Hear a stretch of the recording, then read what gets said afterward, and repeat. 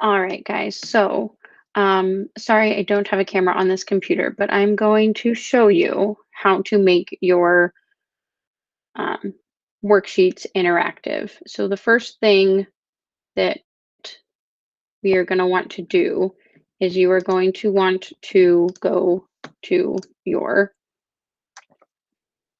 Clever page and open whichever um, kind of document you want. So, I'm going to give you an example through our iReady.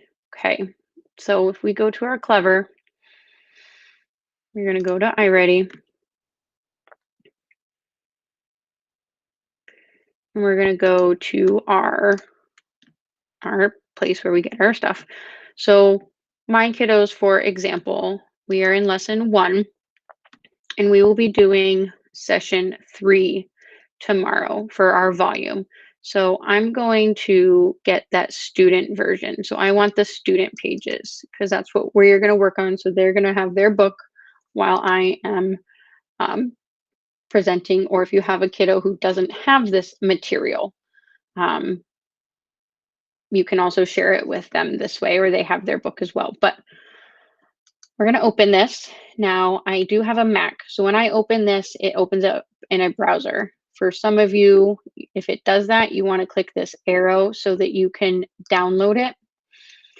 I make sure my stuff downloads to my desktop. I'm going to label it what I know it is. So session 3, math. And you can see that it's a PDF right now. And I can't save it as anything else but a PDF, which we're going to have to change, but bear with me. So you're going to save that as a PDF. So you'll see that mine downloads as a PDF there, and it shows up on my screen over here. So what you're going to do now, you can get out of all of that, and you are going to go into your Google Slides is the best option. So slides.google.com, or you could just go through your drive and click, new. So we're going to click blank. And your PDF is the size of a piece of paper. So it is up to you.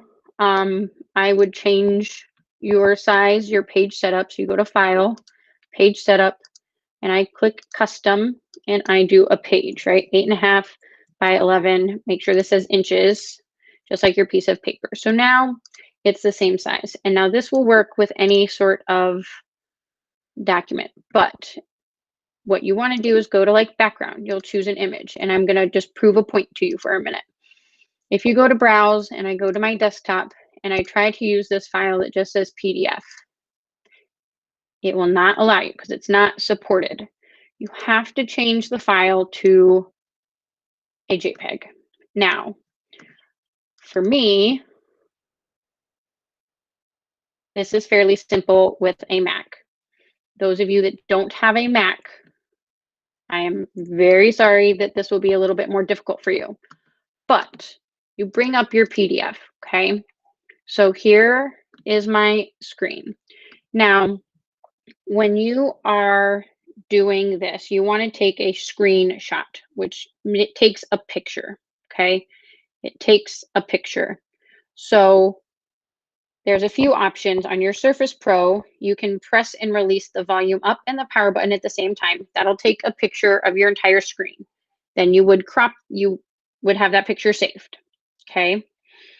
Another option is to use your keyboard, and you have a print screen button. It says PRTSCN. Again, that will take a picture of your entire screen, but it will save those pictures. Most of them are typically saved as like a copy. So you can just then go into your document and click paste, and it will be there. If you're doing a screenshot with the power button and the volume button, it should save that photo into like your photo folder. Okay. If you have Microsoft, your Windows, there is also a built-in snipping tool that gives you a little bit more control. It is located in your start menu. You can type snipping tool. And then what you can do is you're going to use that tool by clicking the start menu, locate your snipping tool under your Windows accessories folder.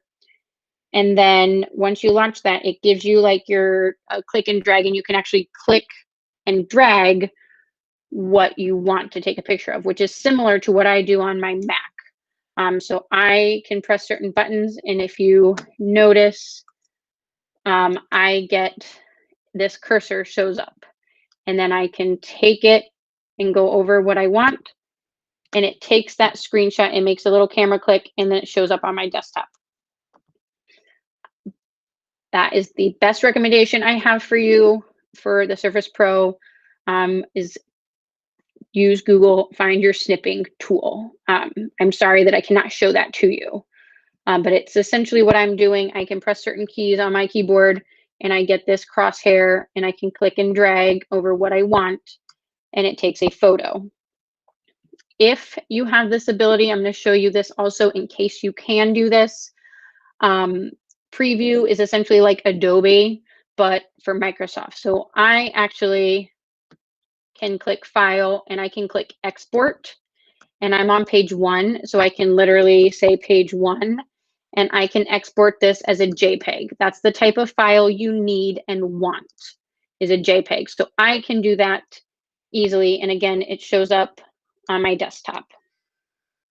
So what happens next, once you have your screenshot, you have your picture of your worksheet, you're going to go back into your Google slide and you're going to click the background button. You're going to click choose image. I'm going to go to upload and I'm going to pick, my screenshot. I could have relabeled these as well, so make sure you know which one you want, or I could pick my page 1, but you're going to take your page, you're going to click open. So what this does, one, is this makes this attached, like the kids can't click and move this now. So there's no accident of deleting the worksheet. After this, say you wanted text box. You take your text box, you want the kids to type something in. You put your text box and you put type here. And you just keep making your text boxes. Now you can, if you want to be fancy, some kids have a hard time like clicking this, you can give your text box a border. So those are up here, border. So you can pick how thick you want and pick your border. So now they see that there's a physical box for them to write in. And then you just have to practice with them to click and then type over that, okay? Then that's really all you need to do. So if I wanted to add that second page, I add my second page, I still go to background, and this will not affect the first slide. So now I want my second page, and voila. I'm going to do the same thing. If I want the kids to put something, I'm going to put my box. I'll add my border so they can see it. Voila. So then you can title this, math slides volume session 3. And if I wanted to give this to the students in Google Classroom, I could do that, making sure that you give each one a copy. All right. Hopefully that helps. Please, if you have questions, reach out to me, let me know, and I will try to assist you.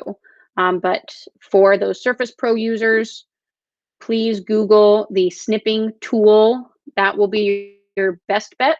If you are using a Chromebook, that is still, you'll want to use the print screen button.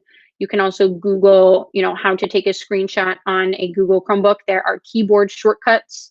I don't know them off the top of my head because I use an Apple product, but I will assist you as best I can if you need it. So please let me know. Thank you and good luck.